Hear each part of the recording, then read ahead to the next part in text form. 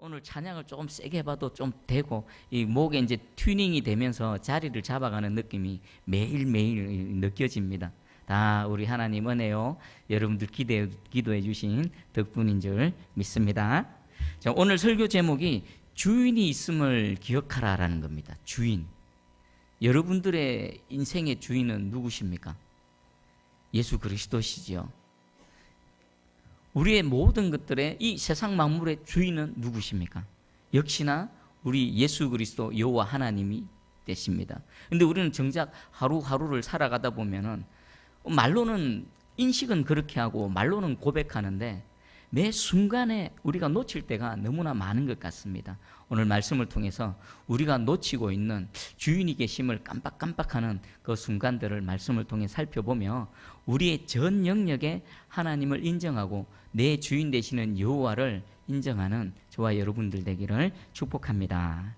우리 11절에 보니까 형제들아 뭐 하지 말라고 말씀합니까? 비방하지 말라. 형제를 판단하지 말라. 이 말씀은 우리 예수님께서도 그 산상수훈에서 이미 말씀하셨습니다. 그런데 왜 비방하지 말고 판단하지 말라는지 이유가 좀 다릅니다. 예수님께서는요, 네가 비판을 받지 아니하려거든 비판하지 말라 그랬죠. 이 말씀은요, 내가 누군가를 비판하게 되면 나도 반드시 어떻게 되는 겁니까? 비판을 받게 됩니다. 이건 진리입니다. 내가 누군가에 대해서 그것이 옳든 그르든 내가 잘못 알든 어찌 되었든 간에 그를 비난하게 되면요, 반드시 그 비난의 화살은 나에게 되돌아오는 겁니다. 여러분들 그렇지 않던가요? 인생을 살다 보니까. 자, 그런데 오늘 야고보서에서는요, 비판을 받지 않기 위해서가 아닌 또 다른 이유 때문에 너희는 비방하고 판단하면 안 된다고 말합니다. 우리 11절을 한번 읽어봅니다. 시작. 형제들아 서로 비방하지 말라. 형제를 비방하는 자라 형제를 판단하는 자는 곧 율법을 비방하고 율법을 판단하는 것이라. 네가 만일 율법을 판단하면 율법의 준행자가 아니요 재판관이로다. 아멘. 우리 먼저 생각해 볼 것은 이 초대교회지 않습니까? 최초의 이 지상의 최초의 교회지 않습니까? 이 교회 안에서도 뭐가 있었다고요? 서로 비판하고 비난하고 정죄하고 판단하는 이런 일들이 있었다라는 겁니다. 우리가 그토록 초대교회로 돌아가자, 초대교회로 돌아가자, 오순절 성령의 그 강력한 역사가 나타나는 초대교회 예루살렘으로 돌아가자 하는데 가보니까 그 안에도 역시 오늘날 우리 안에 일어나는 모든 일들이 다 지금 발생하고 있다라는 겁니다. 우리 이 지상에서는요, 완전한 게 아무것도 없습니다. 다만 완전을 향해서 말씀으로 만들어져 가고 다듬어져 가는 과정 속에 있습니다. 이것은 교회뿐만 아니라 저와 여러분 개인 영혼도 마찬가지입니다. 우리는 언제나 공사 중입니다. 우리의 연약함을 볼 때에 그것을 그냥 방관하거나 그것을 합리화시켜서도 안 되지만 그것 때문에 너무 또 자책하거나 너무 또 낙심할 필요도 없는 겁니다. 그래서 오늘 우리를 불러주셨지 않습니까? 그 하나하나 또 고쳐나가시는 하나님의 손길이 있음을 깨달으시기 바랍니다. 오늘 왜 판단하거나 비방하지 말라는 그 첫 번째 이유는요, 그 형제를 판단하는 자는 곧 율법을 비방하고 율법을 판단하는 것이다. 이 엄청난 거 아닙니까? 형제를 판단하고 형제를 비방하는 것이 단순히 그 사람을 향한 것이 아니라 누구를 비방하고 판단한다고요? 율법을 비방하고 판단하는 것인데, 그럼 율법을 비방하고 판단하는 것은 결국 누구를 향해서 비난하고 판단하는 겁니까? 하나님. 율법을 주신 그 하나님을 향해서 비방하고 판단한다는 것입니다. 왜 이런가? 제가 설명을 드리겠습니다. 율법에 그 두 가지 큰 축이 있습니다. 하나님께서 우리에게 말씀하신 모든 율법을 쫙 압축하면 두 가지로 요약되죠. 예수님 뭐라고 말씀하셨습니까? 첫 번째는 하나님 사랑입니다. 마음과 목숨과 뜻을 다해서 내 하나님 여호와를 사랑하는 것. 또 하나가 뭡니까? 이웃을 사랑하는 겁니다. 네 이웃을 네 몸과 같이 사랑하라. 하나님 사랑과 이웃 사랑입니다. 그러면 그 두 가지를 하나 또 쫙 압축지어서 짜내면 하나의 단어가 나옵니다. 뭡니까? 사랑이지요. 사랑. 하나님은 율법을 통해서 하나님도 사랑할 뿐만 아니라 옆에 있는 형제, 이웃을 사랑하라고 말씀하셨는데 그 율법을 가지고 사랑하지 않고 뭐 하는 겁니까? 남을 판단하고 정죄하고 비난하는 것입니다. 그러면 그 율법을 주신 이것은요, 율법의 핵심인 그 사랑이란 본분을 어기는 것입니다. 그리고 사랑하라고 하라고 하신 그 율법에 대해서 율법을 가지고 대적하는 겁니다. 결국은 하나님을 대적하는 자리에 가 있다라는 것입니다. 그리고 이것은 한마디로 요약하면요, 그 사랑하라는 율법을 주신 하나님이 옳다는 겁니까? 틀렸다라는 겁니까? 하나님은 틀렸습니다 라고 지금 말하고 있는 겁니다. 감히. 자, 그러면 말씀 앞에서 우리의 태도를 한번 볼까요? 여러분들은 하나님 말씀이 선포되어지면 그 말씀의 그 손가락으로 나를 향하고 계십니까? 아니면 다른 사람을 향하고 계십니까? 어떤 말씀이 탁 선포되어지면, 야, 이건 내 남편이 들어야 되는데, 이 말씀은 내 아내가 들어야 되는데, 아이고 김 집사가 들어야 되는데, 이러면요, 여러분 사랑하라고 하신 그 율법을 가지고요, 다른 사람을 비난하고 정죄하고 판단하는 것입니다. 바로 이 야고보서에 나오는 서로 비방하지 말라는 이 하나님의 말씀을 어기게 되어진다는 것입니다. 그럼 하나님 말씀이 선포되어질 때 우리는 어떻게 될까요? 나 자신을, 손가락을 항상 나 자신을. 하나님은 지금 이 자리에 말씀 선포할 때 누구를 위해 말씀을 선포하십니까? 여러분 한 사람 한 사람 한 사람입니다. 우리에게도 되지만요, 궁극적으로는 저 한 사람, 여러분 한 사람에게 하나님께서 말씀을 전하시는 것입니다. 내게 주시는 하나님의 말씀인 줄 알고요, 나를 판단하고 비난하고 정죄하려거든 여러분 자신을 비난하고 여러분 자신을 판단하시기 바랍니다. 그것을 성경적 용어로 뭐라고 표현합니까? 회개라고 합니다. 회개. 말씀에 걸림이 있으면요, 그 말씀 갖고 남을 향하는 것이 아니라 나를 향하며 회개하고 돌이키는 은혜가 있기를 축복합니다. 자, 그리고 두 번째입니다. 형제를 비판하는 자의 그 모순은 네가 만일 율법을 판단하면 율법의 준행자가 아니요 재판관이로다 말씀하십니다. 자, 모든 인생들은 하나님 말씀 앞에서 율법의 준행자입니까? 아니면 율법을 가지고 판단하는 재판관입니까? 모두가 준행자입니다. 준행자가 뭡니까? 율법을 따르고 듣고 따르고 지킨다라는 것입니다.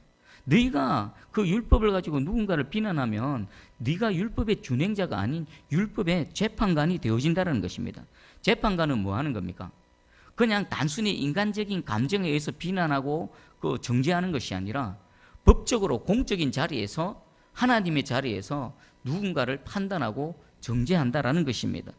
그러면 이 인생이 율법의 준행자가 되어져야 될 이 인생이 판단하는 자리에 가 있다? 그럼 자기가 누군지를 모르는 겁니다. 그리고 자신이 있어야 될 자리를 지키지 않고 위치를 이탈하는 겁니다. 우리가 위치를 이탈하게 되면 어떻게 될까요? 왜 위치를 이탈하게 될까요? 하나님께서 그토록 아름답게 지으신 천사 중에 어떤 천사들은 위치를 이탈하고 하나님을 대적하는 자리로 가버렸습니다. 그들은 왜 그렇게 했습니까? 무엇이? 교만입니다. 교만이 자신의 위치를 이탈하게 만들고요, 자신의 그 정체성을 잃어버리게 만들고요, 하나님을 대적하는 자리에 가 있다라는 것입니다. 그러면 우리는 언제나 어느 자리에 가 있어야 됩니까? 내가 바로 율법의 준행자지. 율법의 수혜자 되시는 하나님 앞에서 내가 하나님의 율법을 따르고 지켜나가야 되는 그 위치에 있어야 되지. 언제나 인식하시면서 말씀 앞에 살아야 될 줄 믿습니다. 자, 우리 12절을 한번 읽어봅니다. 율법의 수여자를 기억하라. 12절 시작. 입법자와 재판관은 오직 한 분이시니 능히 구원하기도 하시며 멸하기도 하시느니라. 너는 누구에게 이웃을 판단하느냐. 아멘. 재판관은 누구뿐이시라고요? 우리의 입법자는 무슨 의미입니까? 율법을 제정하시고 율법을 우리에게 주신 분, 여호와 하나님이시다. 그리고 그 율법을 근거로 해서 우리를 판단하실 분은 오직 여호와 하나님 한 분밖에 없다라고 말합니다. 그리고 율법으로 능히 우리를 구원하시기도 하시며 능히 우리를 멸하시기도 하시는 하나님뿐이다. 그런데 그 형제를 율법을 가지고 비판하고 정죄하고 판단하는 너는 누구냐? 너는 누구냐라고 우리 성경에서는 말씀하고 있습니다. 자, 혹시 우리는 이런 자리에 나도 모르게 가지는 않습니까?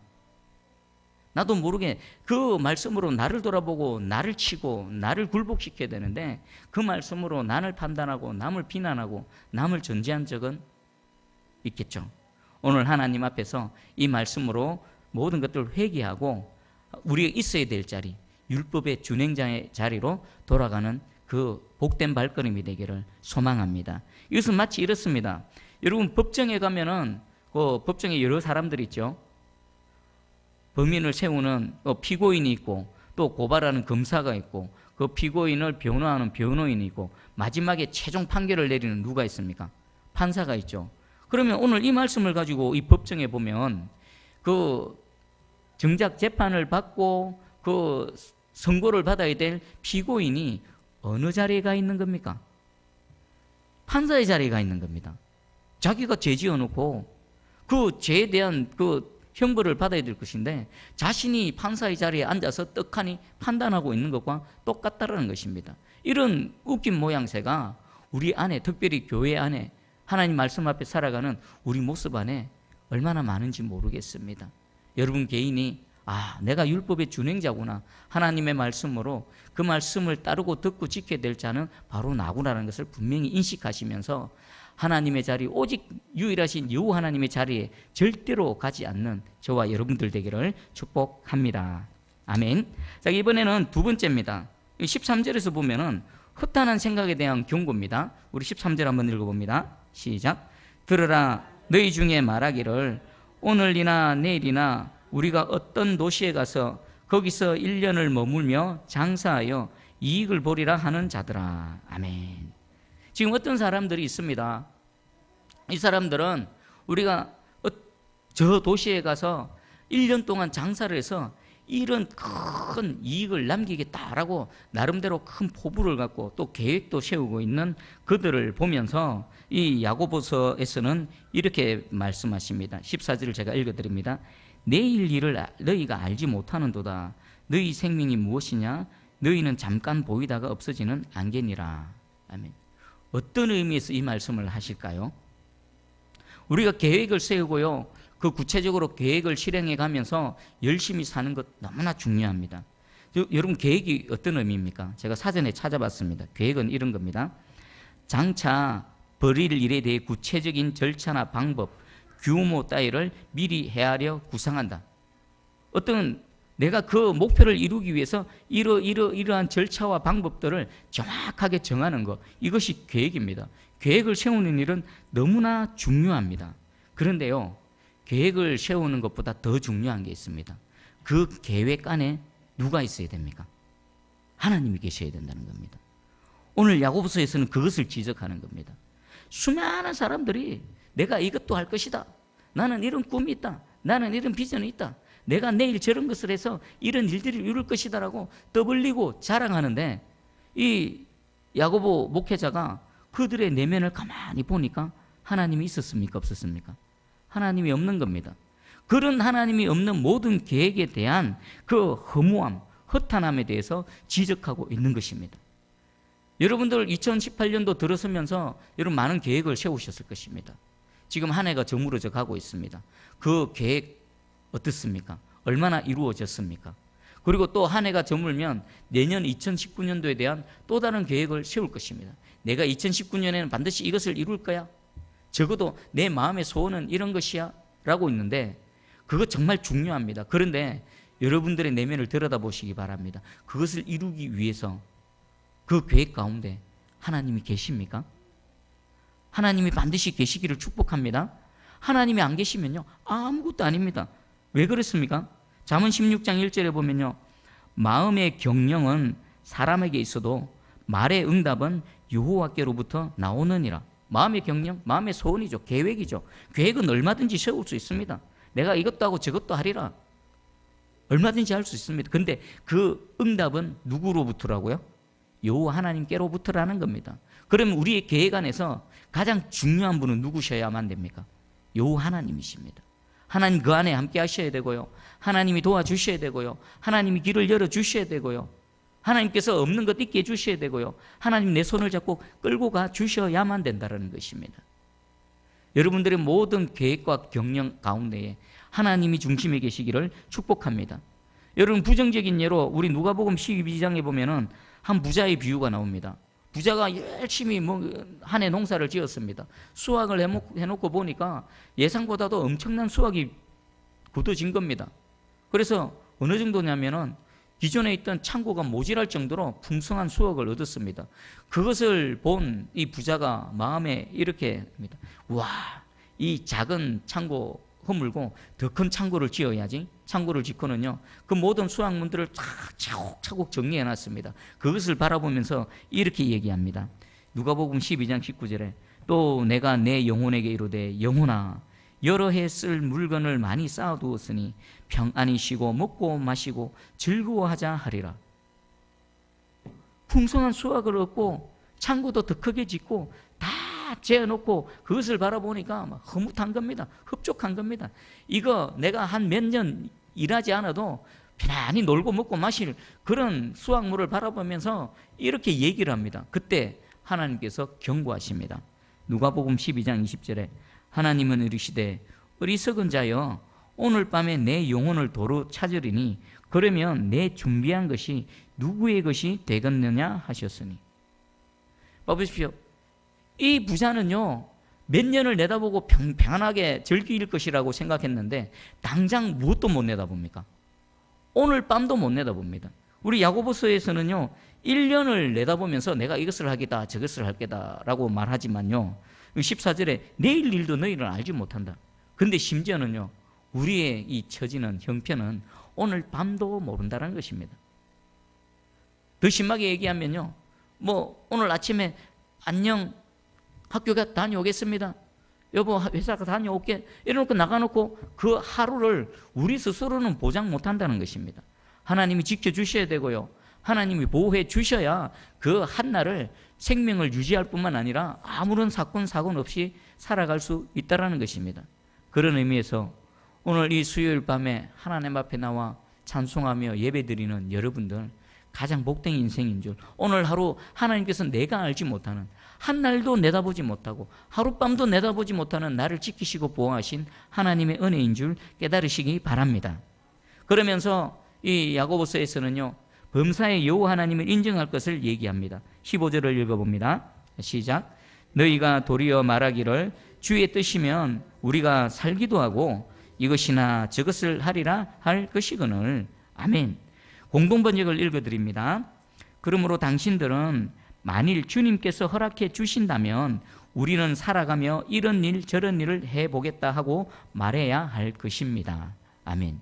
여러분들의 마음에 소원이 있습니다. 그것이 이루어졌을 때 누가 허락하신 겁니까?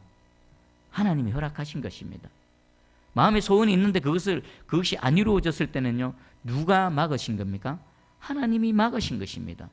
이런 일도 하고 저런 일도 할 때에 그 일들을 하는 모든 배후에는 하나님이 계시고요 하나님이 허락해 주신다는 것, 범사의 여호와를 인정하라라는 것입니다. 자, 그러면 다시 오늘 설교 제목 제목이 주인을 인정하라는 겁니다. 주인이 있음을 기억하라인데, 자, 주인에 대한 정의를 한번 내려보겠습니다. 차가 하나 있습니다. 그 차의 주인은 어떤 사람이 그 차의 주인일까요? 내 마음대로 차를 타고 다닐 수 있는 사람입니다. 그리고 타고 다니다가 차가 마음에 안 들면 그 차를 내 마음대로 처분할 수 있는 사람이 그 차의 주인입니다. 만약에 옆집에 좋은 차가 있습니다. 막 수천만 원짜리 외제차가 있습니다. 그게 내 차가 아니면 내가 탈 수 있습니까? 없습니까? 못합니다. 왜요? 주인이 아니기 때문에. 그리고 그 차가 고가의 차입니다. 내가 필요해서 그 차를 팔아야 되는데 남의 차는 팔 수 있습니까? 없습니까? 못 팝니다. 주인이 아니기 때문입니다. 그럼 여기서 주인에 대한 정확한 정의가 나타납니다. 내 마음대로 할 수 있는 것, 그것은 그것에 대한 주인인 것입니다. 여러분들의 인생에서 여러분 삶에서 여러분들 마음대로 할 수 있는 건 뭐가 있는지 한번 생각해 보십시오. 내 호주머니에 있는 돈 내 마음대로 쓰고 그럼 여러분들의 그 돈의 주인입니다. 여러분들 집요 내 마음대로 사용하고 편하게 자고 살아가는 그거, 또 필요하면 때에 따라 필요하면 내 마음대로 팔 수 있다. 그럼 그 집 여러분 겁니다. 그 집은요 그 주인은 여러분입니다. 자, 그러면 여러분들의 생명을 한번 생각해 보십시다. 내가 태어날 때 내 마음대로 태어났습니까? 아닙니다. 우리가 인생을 살다가 이제 호흡이다 해서 또 생명을 마감할 때 그 내 마음대로 됩니까? 안 됩니다. 그럼 내 생명이 내 건 줄 알았는데 내 생명이 내 마음대로 안 된다 그러면 생명이 내 겁니까? 아닙니까? 아닙니다. 내 호흡하고 내 인생 내 건 줄 알았는데 내 마음대로 안 된다는 것은 그 인생과 생명의 주인이 나 자신이 아니라는 겁니다. 그럼 누가 주인이십니까? 생명을 주신 여호와 하나님, 내 인생을 주관하시는 여호와 하나님이 진짜 주인이시라는 것입니다. 우리는 얼마나 착각하고 살아가고 있습니까? 오늘 하루 내가 살아가니까 이 하루 삶이 내 것인 줄 착각합니다. 아닙니다. 그 하루의 삶의 주인은 하나님이십니다. 그리고 여러분들 자녀들 생각해 보십시오. 자녀들 여러분 마음대로 됩니까? 안 됩니까? 우리 이병철 회장님인가 이런 말을 했다 그러죠. 내가 다른 거는 다 돈으로 다 하고 다 해봤는데 자식만큼은 내 마음대로 안 되더라. 이런 고백을 마지막에 말년에 하셨다라고 하더라고요. 그러면 그 큰 재벌의 주인이 자식을 자기 마음대로 하지 못한다. 자식이 지 겁니까? 아닙니까? 지 거 아니라는 겁니다. 여러분 자녀는 어떻습니까? 여러분 마음대로 안 되죠? 여러분 거 아니라는 겁니다. 누구 겁니까? 여호와 하나님 거라는 것입니다. 주인에 대한 인식을 정확하게 가지시기 바랍니다. 내가 오늘 이 2019년도 어떻게 살아갈 것인가, 2018년도와 2019년도를 어떻게 살아갈 것인가 분명히 계획을 세울 수 있습니다. 하지만 그 계획 가운데 진정한 주인 되시는 우리 예수 그리스도와 여호와 하나님이 떡하니 자리 잡고 있을 때에 그것이 진짜 여러분들의 유익이 되어지고요. 그 일들이 그 하나님으로부터 응답을 받고요. 열매 맺고 또 누릴 수 있는 그 은혜를 입고 살아갈 줄 믿습니다. 아멘. 주인 되심을, 하나님의 주인 되심을 인정하시기 바랍니다. 나의 주인이 따로 있음을 늘 기억하시기 바랍니다. 자, 그리고 우리 16절 17절 한번 읽어봅니다. 시작. 이제도 너희가 허탄한 자랑을 하니 그러한 자랑은 다 악한 것이라. 그러므로 사람이 선을 행할 줄 알고도 행하지 아니하면 죄니라. 아멘. 저는 이 16절하고 17절을 묵상하면서 이 16절하고 17절하고 문맥상 좀 안 맞다라는 생각을 해봤습니다. 허탄한 자랑하지 말라. 하나님이 빠진, 하나님이 없는 너의 그 원대한 계획, 그 남들 앞에 떡하니 내세우고 자랑할 만한 그 허탄한 자랑 하지 말라. 그것은 다 악하다. 그러면서 사람이 선을 행할 줄 알고도 행하지 아니하면 죄니라. 이건 어떤 의미일까요? 헛된 자랑을 하지 말고 너의 계획 가운데 하나님이 자리 잡고 계셔서 무엇을 하라는 겁니까? 하나님의 뜻을 행하라는 겁니다. 그 주인 되시는 하나님의 그 기뻐하시는 뜻을 따라서 쫓아서 살아가라라는 것입니다. 계획을 세우되요. 그 계획 안에 반드시 하나님의 뜻에 따라서 계획을 세워야 되고요. 그 계획을 세웠다라면 반드시 실행에 옮겨라라는 의미가 이 안에 담겨져 있습니다. 만약에요, 우리 두 가지를 범할 수 있습니다. 첫 번째는 계획을 세울 때 하나님이 없는, 하나님이 빠진 계획을 세울 수 있습니다. 그리고 두 번째, 오늘 17절 말씀을 통해서는 하나님의 뜻인 줄 알고 하나님을 기쁘시게 하는 계획을 세웠는데 그것을 알면서도 실행에 옮기지 않으면 뭐라고 말씀하십니까? 죄다라고 말씀하십니다. 그럼 우리 사역이나 우리 가운데 한번 적용을 해보겠습니다. 우리는 하나님의 뜻을 압니다. 나의 인생 가운데 하나님 기뻐하시는 뜻, 하나님의 일이 이루어질 뿐만 아니라 또 나를 통해서 누군가에게 그토록 원하시는 영생의 선물이 주어지기를 원하십니다. 그것을 위해서요, 우리는 하나님이 사랑하라고 하십니다. 그래서 사랑할 수 없는 누군가를 또 사랑해야 되는 줄 알지만 사랑하지 않습니다. 예수님 우리에게 용서하라고 하셨습니다. 정말 돌아버릴 것 같고 절대로 용서하지 못할 것 같은 그 누군가를 하더라도 주님은 용서하라고 하셨기에 우리는 용서해야 되는데, 용서하시라는 분명한 뜻을 알고도 용서하지 못하면요, 우리는 어떻습니까? 선을 행할 줄 알고도 행하지 아니하면 죄니라. 여기에 해당되어지는 겁니다. 또 하나 더 해볼까요?